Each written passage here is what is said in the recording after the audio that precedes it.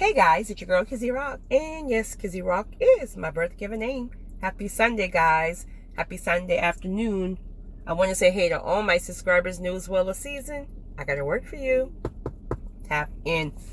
So guys, I want to make this recording really quickly. I have something I need to do, but this has been pinging at my spirit all day, so I wanted to drop this while it's in my spirit. And that is, there's like a spirit of uneasiness that's going around, right? I was going to say depression, but you have to be very careful with that word. But it's almost like this uneasiness where people they're on edge. They don't feel safe. They don't feel like they belong. They don't know what God is doing. And there's no doubt about it that there's a shift in the world in general. I feel it clear as day. There's a lot of evil being uprooted. These are your people who made their money God, and they feel like they have all this power and all this other stuff, and there's no God and all this other stuff, right? Okay, whatever, no judgment, but a lot of people who believe they had power and this and that, they're being shifted. A lot of evil people, and I'm not saying everyone with money or power is evil, but I'm trying to make a point here. But evil is being uprooted, and God is literally bringing in people who are going to carry out the mission. This is why a lot of people are starting to get overflow, while many people finances have depleted. Overflow is not for you. Overflow is about how God is going to be using you once he really gets you firm and footed, once he uproots this evil. But then again, back to the spirit of uneasiness. So another thing I want to say, be very, very careful with social media, because social media is a gift and a curse. I mean, we've been able to meet people who we thought we would never meet, or we didn't even know existed, right? Find people from many years ago that we've lost, so we thought. So yes, social media is a blessing, but social media is also a curse. Before you know it, Satan is very tricky.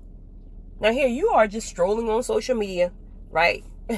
You're not even feeling your best because of X, Y, and Z, and you may have lost your job, you may have lost your marriage or your relationship, and things are just, you may have lost your house, now you're living with other people, so now you're dealing with all this lost. Now you're feeling empty.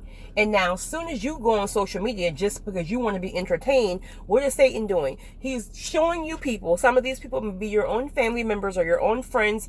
People are just newly married. The fireworks are still there and they're just so happy and all this nonsense, right? Okay, how long that's going to last? But whatever. Whatever.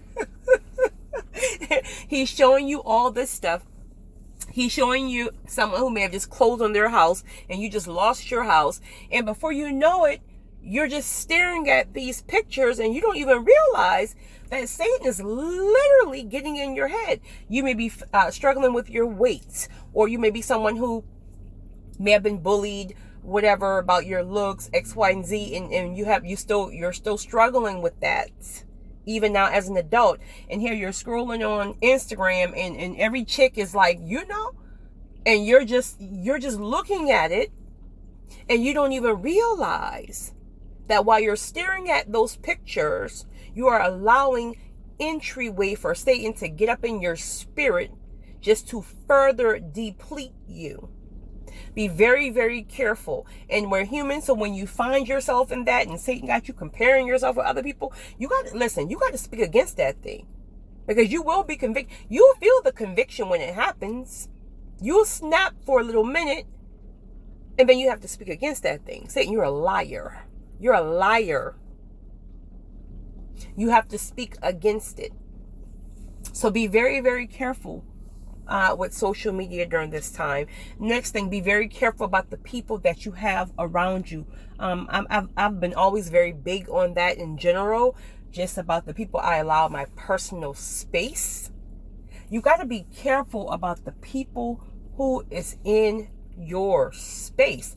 During these times like this, you got to have people who are, first of all, they got to know God. That's not saying they're to be sanctified, holy, but they need to know God, right? They got to know how to pour into you. They got to know how to keep negativity away. But when you're just around people who are just negative all across the board.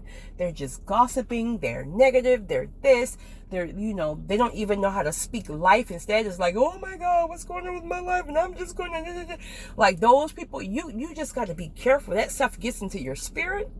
And before you know it, you're carrying on their stuff. So have some people around you who can really, really, keep the vibe positive, right? Just keep the energy positive. We all are going through something. We all are going through something, right? But you got to have people who can uplift you.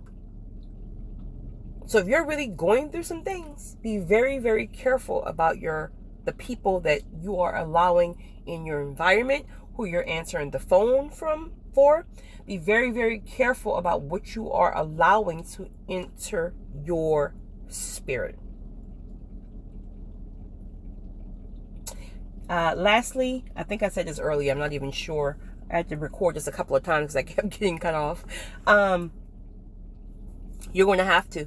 You're going to have to. There's no way around this at all. You're going to have to submit your will to his will. There's just no way. There is just no way. There is just no way. And this is coming from a person who have always had to be, in control, or be in charge, I should say, of things, so it's not easy. It's easier, completely easier now over the last couple of years. But to those of you who are still struggling to submit your will, and you're pig-headed and you are trying to make things work on your timing and your way, and you're constantly hitting these roadblocks, and you're frustrated 35,000 hours out the day, you're going to have to submit your will. Because, listen, our way is just not working anymore. Period. Obviously, God has stripped us. He's tired of playing with us. He has stripped us of our own ways. Our ways will not work. So please be mindful that if God is calling you and you feel a pull to go a certain direction, right? Again, for example, he may be pulling you from your job because he is trying to get you to start a business, or he's trying to get you to start. And mind you, a lot of times, like what's going on right now is what he's doing is these witty ideas and inventions is really about him establishing certain things for the next season. Things are about to get crazy. So like he's trying to put you on in advance. Like, listen, if you do this now, right? If you buy that farm, speaking of that, that's something I'm looking into, like for real. I wasn't even supposed to say that, but I'm going to say that, hoping to give one of you guys insights. But if you buy this farm now, you're still caught up on wanting to work on this assembly line at this factory you're in, and you don't even realize this factory about to shut down completely in the next 2 years. I'm trying to get you to invest in some farm because, listen, things about to get crazy, and I'm gonna need you to feed some people and not just your greedy family.